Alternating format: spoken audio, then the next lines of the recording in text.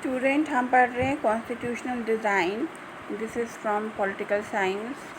In new book it is a chapter second. Next topic is why do we need a constitution. हमें constitution की need क्यों होती है.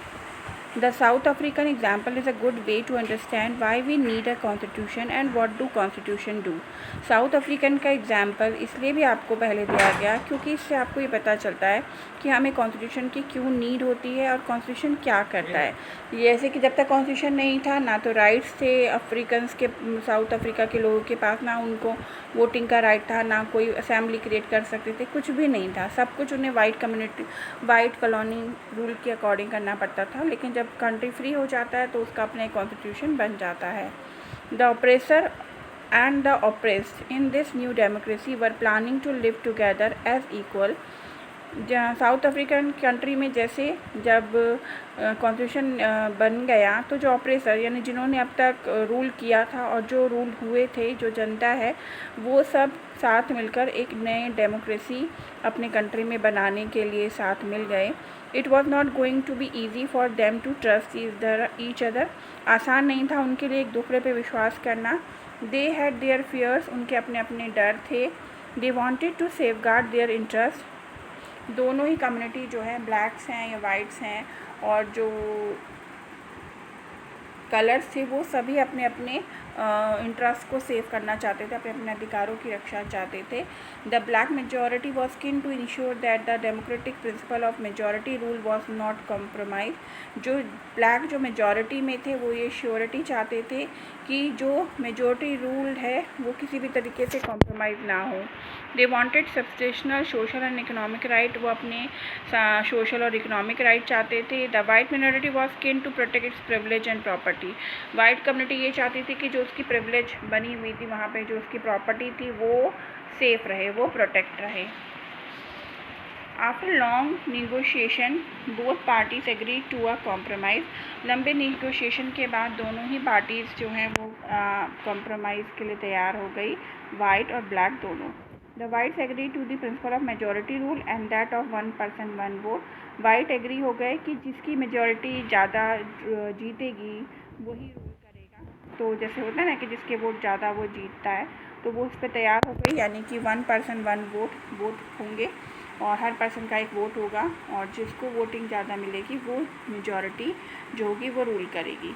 दे also agree to accept some basic right for the poor and the worker. वो जो white community थी वो इस बात पे भी एग्री हो गए कि पुअर्स लोगों को कुछ बेसिक राइट दिए जाएं, वर्कर्स को राइट मिले. The black agreed that majority rule would not be absolute. Black इस बात पे एग्री हो गए क्योंकि वो संख्या में जाते थे तो मेजॉरिटी रूल तो होगा ही ब्लैक्स का, तो वो एब्सोल्यूट नहीं होगा, यानी वो निरंकुश नहीं होगा. They agree that the majority would not take away the property of the white community. वो इस बात पे भी एग्री हो गए कि जो वाइट कम्युनिटी की प्रॉपर्टी थी वो उनके पास ही रहेगी, वो उससे नहीं लेंगे. This compromise was not easy. ये जो कॉम्प्रोमाइज़ हुआ था ये आसान नहीं था. How was the compromise going to be implemented even if they manage to trust each other. What was the guarantee that the trust will not be broken in future. Compromise तो हो गया लेकिन ज़रूरी नहीं था कि ये आपस में लंबा चलता. ऐसा भी हो सकता था कि जब ट्रस्ट ख़त्म हो जाता तो उनके बीच का कॉम्प्रोमाइज़ भी ख़त्म हो जाता, तो कोई गारंटी नहीं थी. The only way to build and maintain trust in such a situation is to write down some rule of the game that everyone would abide by. तो इसके लिए क्या रिज़ल्ट होता है जब हम कोई चीज़ को मिलकर फैसला करते हैं कि हम कंबाइंड हो रहे हैं, हम कोई संधि करते हैं, तो हम सिर्फ मुंह से अगर बोलेंगे कि हाँ हम एक दूसरे के साथ काम करेंगे तो फ्यूचर में ऐसा भी हो सकता है ट्रस्ट टूट जाए, कोई धोखा दे दे. तो उसके लिए क्या होता है, उस तरीके में एक ही रास्ता होता है कि जो भी सिचुएशन है, जो भी ट्रस्ट है, जो भी रूल्स हैं, उसको लिख दिया जाए और दोनों उस पर साइन करें. तो एक यही रास्ता है जिससे ट्रस्ट को मेंटेन और बिल्डअप किया जा सकता है. ऐसे सिचुएशन में हम कुछ रूल्स को लिख लेते हैं. जैसे कोई गेम है, उसे खेलना है तो रूल्स होते हैं ना, उसको राइट डाउन कर लिया जाता है कि जो रूल्स तोड़ेगा वो बाहर जाएगा. तो सेम एज इट इज़ कि रिटन कॉन्स्टिट्यूशन क्या देता है, गारंटी देता है. These rules lay down how the ruler are to be chosen in future. इसमें क्या क्या रूल्स लिखे गए कि रूलर्स कैसे चुना जाएगा.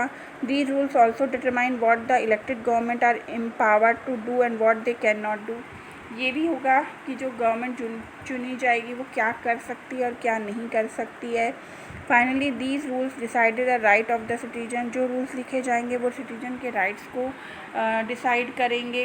These rule will work only if the winner can not change them very easy. Rules ऐसे होने चाहिए कि जो विनर है, जो पार्टी गवर्नमेंट बन रही है, वो उसे आसानी से ना बदल सके। This is what the South African did, और ऐसा ही साउथ अफ्रीका में किया गया। They agreed on some basic rule, वो दोनों ही कम्युनिटी कुछ रूल्स पे एग्री हो गए।